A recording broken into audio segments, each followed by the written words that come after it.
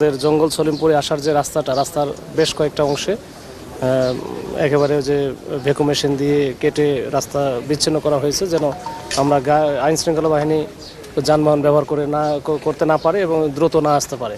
এবং এর পাশাপাশি আমাদের এখানে দুইটা ক্যাম্প ছিল, একটা ওই যে একেবারে শুরুতেই, আর আরেকটা হচ্ছে আলীনগর, যেটা যে আমরা যেখানে আছি এটা একেবারে শেষ মাথায় প্রান্তে। তো এইখানেই মূলত আমাদের নতুন একটা অস্থায়ী ক্যাম্প হচ্ছিল, ওটা নির্মাণাধীন ছিল, আমাদের ফোর্স এখনও ওঠে নাই। তো এখানে যেহেতু আমাদের স্কুলে, এখানে আলীনগর স্কুলে র্যাব, পুলিশ, এপিবিএন বা আরআরএফ সবাই ছিল, তো এইখানে তারা টার্গেট করেছিল যে আমাদের ওই নতুন যে ক্যাম্পটা, এই ক্যাম্পটা যেন ওইখানে আমরা না করতে পারি।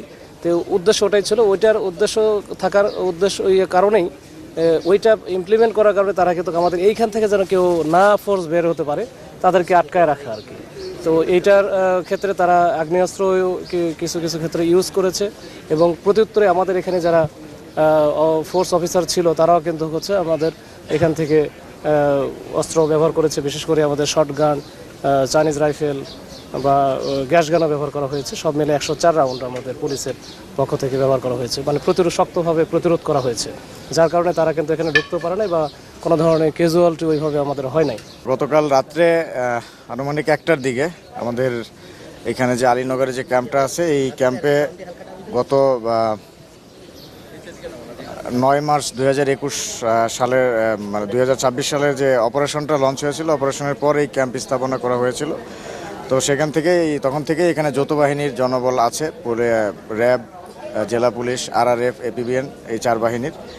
তো গতকাল রাত 1টার সময় এখানকার যে সন্ত্রাসী ইয়াসিন গ্রুপ, যাদেরকে অভিযান করে এখান থেকে তাড়ানো হয়েছিল, তারা আবার সংঘবদ্ধভাবে প্রায় 200-300 লোক সশস্ত্রভাবে রামদা, দেশীয় অস্ত্র এবং AK-47 রাইফেল, এই ধরনের অস্ত্র নিয়ে তারা এই ক্যাম্পের উপরে হামলা করে।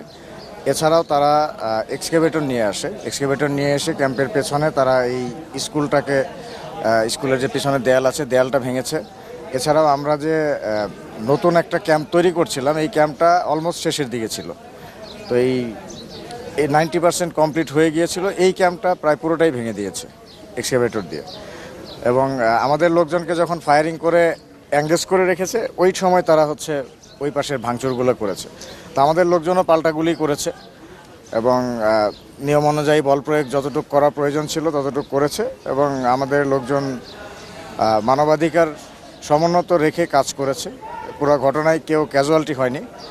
আর এখানকার সন্ত্রাসীরা AK-47 এবং রাইফেল দিয়ে ফায়ার করেছে, এটা আমাদের যারা ক্যাম্পের লোকজন ছিল তারা বলেছে। এবং এই ক্যাম্পের পাশে যে পাহাড় আছে, এই পাহাড়ের উপরে কয়েকটা নতুন টিনের ঘর আছে।